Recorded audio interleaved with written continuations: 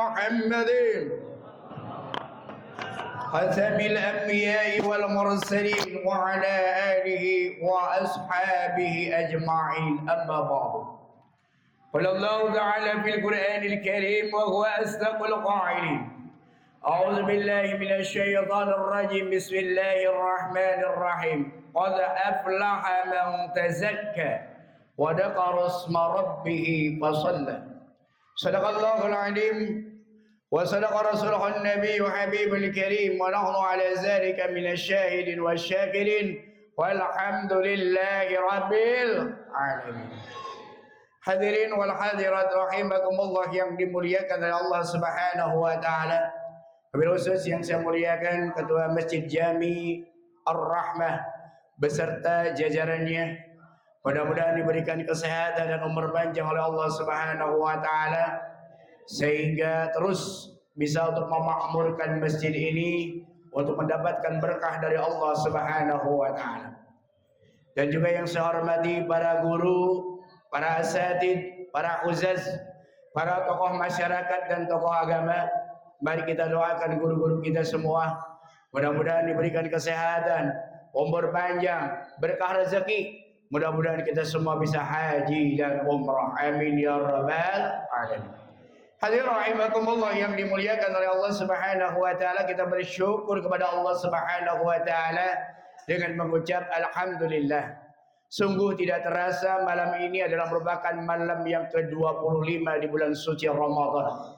Kita berdoa kepada Allah Subhanahu wa taala mudah-mudahan seluruh amalan ibadah kita, terutama ibadah puasa kita dan amalan-amalan yang lain di bulan Ramadan diterima oleh Allah Subhanahu wa taala. Amin ya rabbal alamin.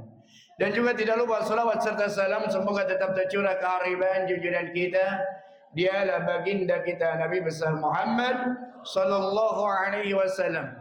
Dan juga tidak lupa kepada para keluarga dan para sahabat-sahabatnya, termasuk kita selaku umat yang mendapat syafaatul uzma di yaumil qiyamah. Amin ya rabbal alamin. Hadirin rahimakumullah yang dimuliakan oleh Allah Subhanahu wa taala. Tema kultum pada malam hari ini, puasa adalah sehat. Rasulullah sallallahu alaihi wasallam bersabda, "Sumu, berpuasalah. Sumu tasihu, berpuasalah. Karena puasa itu adalah menyehatkan." Allah Subhanahu wa taala memerintahkan kita berpuasa dalam 1 tahun hanya 1 bulan. Bahwa Allah Subhanahu wa taala memberikan seluruh instruktur tubuh kita dari mulai mulut kita yang di dalamnya mengandung alat-alat pencernaan, usus, kemudian ada ginza, semuanya berfungsi. Ini adalah merupakan mesin yang Allah berikan untuk kehidupan kita semua. Maka dengan berpuasa kita mengatur pola hidup kita makan. Kalau kita tidak berpuasa, apapun setiap saat pada makanan pasti kita atur. Maka tubuh kita akan menjadi besar, menjadi gemuk. Tapi lihat dengan berpuasa kita diatur. Makan kita mulai sahur, kemudian berbuka puasa waktu maghrib. Ini adalah memberikan kesempatan untuk bagian tubuh kita untuk beristirahat. Dan untuk menyehatkan, memperbaiki sel-sel yang ada dalam tubuh kita. Maka jangan heran ketika berpuasa perut terasa sakit. Yang biasanya punya penyakit mah, ketika kita sakit pada hakikatnya itu adalah mengobati daripada sakit kita. Dalam dunia medis, puasa sangat dibutuhkan sekali. Lihat kita, ketika kita mau MCU, mau periksa darah, maka kita harus berpuasa minimal 12 jam sampai 13 jam. Betul apa tidak? Ketika kita mau operasi, betul apa tidak? Kita harus berpuasa. Berarti puasa sangat dibutuhkan dalam kehidupan kita. Maka oleh karena itu, sumu tasihu, berpuasalah. Maka puasa itu menyehatkan secara fisik, secara tubuh kita. Lihat yang gemuk-gemuk, termasuk saya, berapa turunnya. Yang biasanya kita ngambil makanan banyak, ini sedikit-sedikit dihilangkan. Maka insya Allah tubuh kita menjadi tubuh ideal. Kita punya marah-marah. Apalagi para jomblo nih, para pemuda. Untuk menahan nafsunya, salah satunya dengan cara apa? Berpuasa. Dan salah satu penemu daripada ilmu, daripada kedokteran yang disebut dengan Ibnu Sina, maka dalam bukunya salah satunya puasa memberikan kesehatan untuk kita semua. Itu adalah merupakan secara fisik. Apalagi secara rohani. Di mana di bulan Ramadan ini kita diperintahkan untuk mengeluarkan zakat, baik zakat mal maupun zakat fitrah. Fungsi zakat mal apa? Tazkiyatul mal, membersihkan harta kita. Dengan kita mengeluarkan zakat mal, maka harta kita akan menjadi suci. Ingat, kalau kita tidak dikeluarkan melalui infak, sedekah dan zakatnya, yang sedikit itu adalah virus.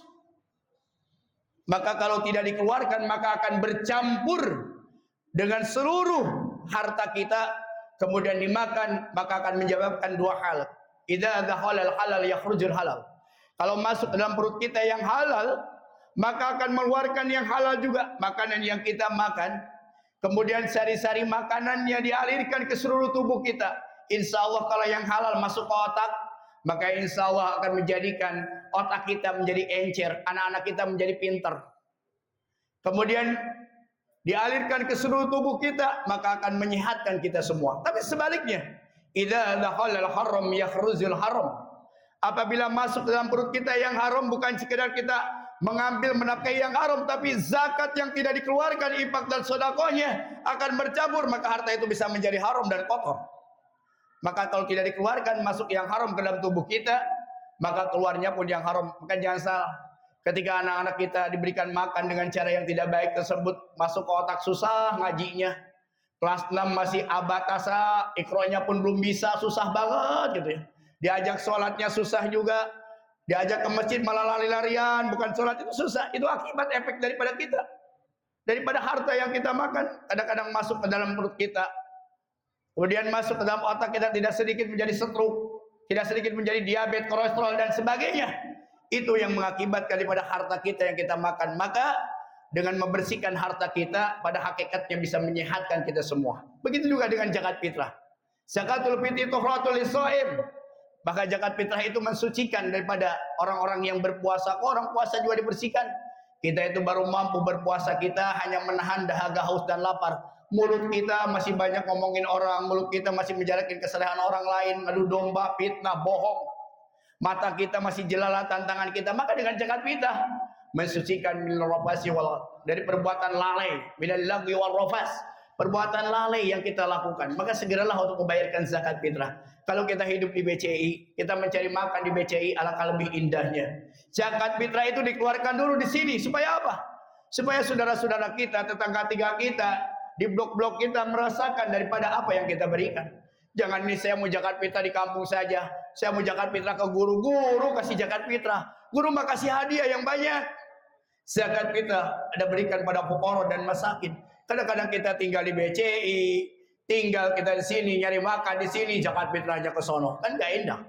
Alangkah indahnya masyarakat kita di sini bisa mendapatkan kebahagiaan kita semua. Oleh karena itu segeralah untuk membayarkan zakat fitrah.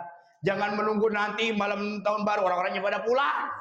Kasihan nih panitianya pulang kampung. Segeralah untuk mengeluarkan zakat fitrah. Berikanlah hak-haknya kepada mereka supaya kewajiban bisa dilaksanakan dengan baik. Insya Allah dengan kita melaksanakan ibadah puasa, dengan kita melaksanakan zakatul fitri, zakatul mal, maka insya Allah pada hakikatnya adalah menyehatkan jiwa kita, menyehatkan tubuh kita. Insya Allah setelah Ramadan kita akan diberikan kesehatan selama-lamanya oleh Allah Subhanahu wa taala. Amin ya rabbal alamin. Mudah-mudahan kita berdoa kepada Allah Subhanahu wa taala di akhir-akhir bulan Ramadan ini, Allah memberikan kesehatan, umur panjang supaya kita disampaikan pada akhir Ramadan.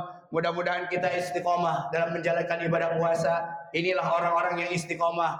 Kalau kita lihat ini adalah merupakan final dalam sebuah kompetensi. Maka siapapun nanti insya Allah yang final ini akan mendapatkan gelar Idul Fitri. Mudah-mudahan kembali kepada fitrahnya Allah Subhanahu wa taala. Amin ya rabbal alamin. Kurang lebihnya minta maaf. Wallahu muwaffiq ila aqwamit thoriq. Wassalamualaikum warahmatullahi wabarakatuh.